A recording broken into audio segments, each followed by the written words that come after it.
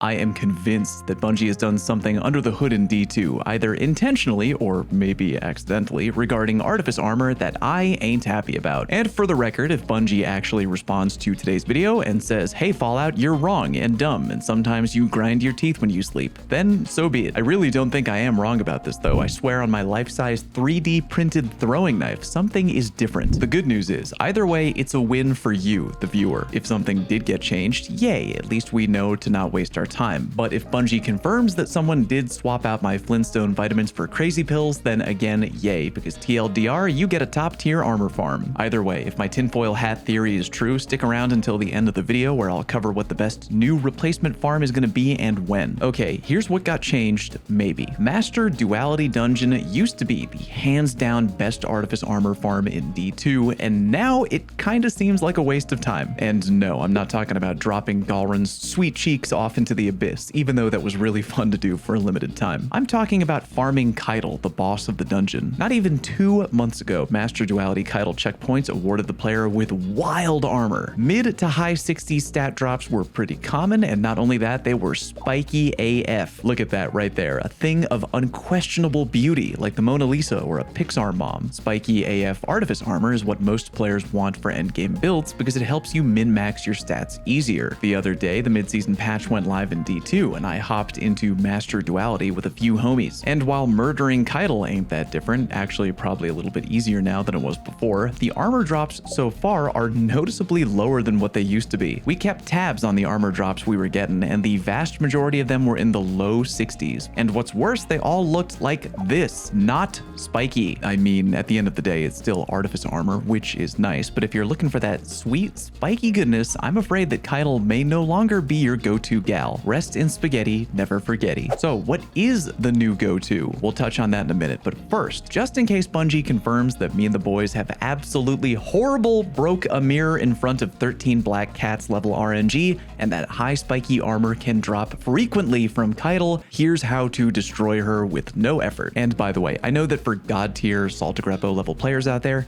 yeah, the two methods I'm about to show you, I'm not claiming they're the quote best. Starfire Protocol still ain't nerfed, so if you want to cram the entire sun into Keitel's face, go ahead and do that. But yeah, these two methods are easy enough IMO that any average player can take advantage of them with, again, little to no effort. Damage method number 1, the Taipan 4FR linear fusion rifle. Okay, wait a minute before you start typing Lamau down in the comment section. Yeah, I know, linear fusion rifles got nerfed a while ago. But check it right here. The current dungeon surges for Duality are Void and Strand, and the overcharge is for Sniper Rifle. And no, those don't stack together, by the way, meaning a Void Sniper would not deal 50% more damage. 25% extra is the most you can do via Surge or Overcharge. It does mean, though, that your Void Taipan linear fusion rifle is going to deal 25% more damage, and it's a weapon that most average PvE players have a crafted god roll of. As long as you have one team damage buff and one enemy debuff per bell rotation, this is an easy Keitel one phase. I mean, as a Solar Warlock, I did an Empowering Rift for one bell, my Radiant Warlock Well for the next bell, and my Radiant Melee for the final bell. Optimal? Hell no, but again, out of everything we goofed around with, Taipan was straight easy mode. Damage method number 2, surprise, surprise, 1 Gallarhorn and 2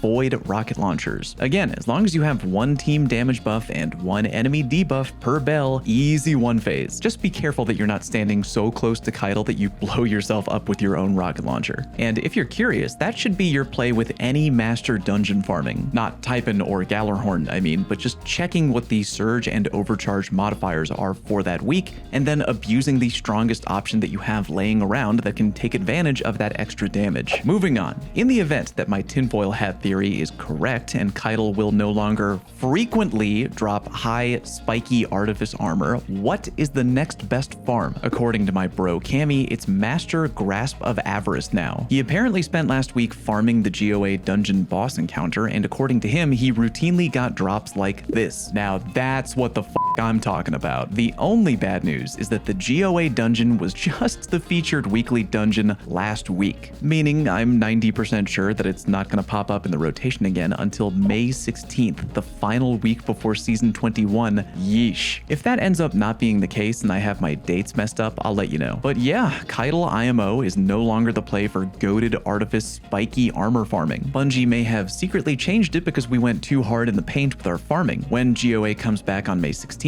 I'll go ahead and let you know if that becomes unofficial farm the bejesus out of that dungeon week. Fun fact, if you click the subscribe button right now, you will actually tickle me telepathically. It's true, try it out. Thank you very much for watching, and I'll see you on stream.